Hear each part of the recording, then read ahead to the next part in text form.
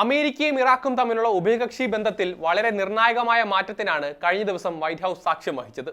Iraq പ്രധാനമന്ത്രി അലി അൽ സെയ്ദിയും US president Donald ട്രംപും തമ്മിൽ നടത്തിയ കൂടിക്കാഴ്ച രണ്ട് രാജ്യങ്ങളും തമ്മിലുള്ള ബന്ധത്തെ ഒരു പുതിയ ദിശയിലേക്ക് കൊണ്ടുപോവുകയാണ്. വിശദമായി നോക്കാം. സ്വാഗതം ഇൻഡെപ്തിലേക്ക്.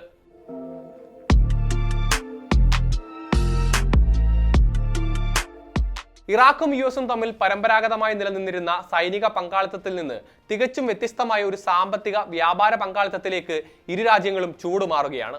രാഷ്ട്രീയ പാരമ്പര്യമില്ലാത്ത ഒരു ബിസിനസ്സുകാരൻ കൂടിയായ അലി അൽ സെയ്ദിയെ വൈറ്റ് ഹൗസിലെ ഓവൽ ഓഫീസിൽ വെച്ച് പുതിയ ചാമ്പ്യൻ എന്നാണ് ട്രംപ് വിശേഷിപ്പിച്ചത്.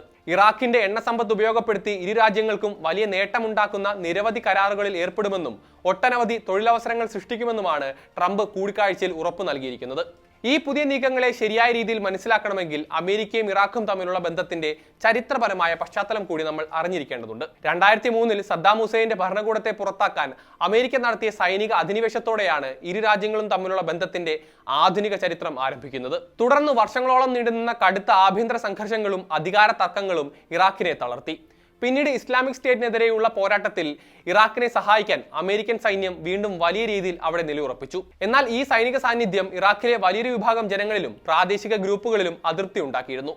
അയൽ രാജ്യമായ ഇറാന്റെ സ്വാധീനവും ഇറാഖിന്റെ ആഭ്യന്തര രാഷ്ട്രീയത്തിൽ US വലിയ വെല്ലുവിളിയായിരുന്നു. ഈ ഒരു പശ്ചാത്തലത്തിലാണ് സൈനികമായ ഇടപെടലുകളിൽ നിന്ന് മാറി പൂർണ്ണമായും ഒരു ബിസിനസ് സാമ്പത്തിക കൂട്ടുകെട്ടിലേക്ക് മാറാൻ ഇപ്പോൾ ഇരു രാജ്യങ്ങളും തീരുമാനിച്ചിരിക്കുന്നത്.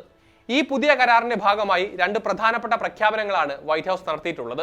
ഇറാഖിൽ നിലവിലുള്ള 2000-ഓളം അമേരിക്കൻ സൈനികരെ ഈ വർഷം സെപ്റ്റംബർ 30 പൂർണ്ണമായും പിൻവലിക്കും എന്നതാണ് ഒന്നാമത്തെ തീരുമാനം.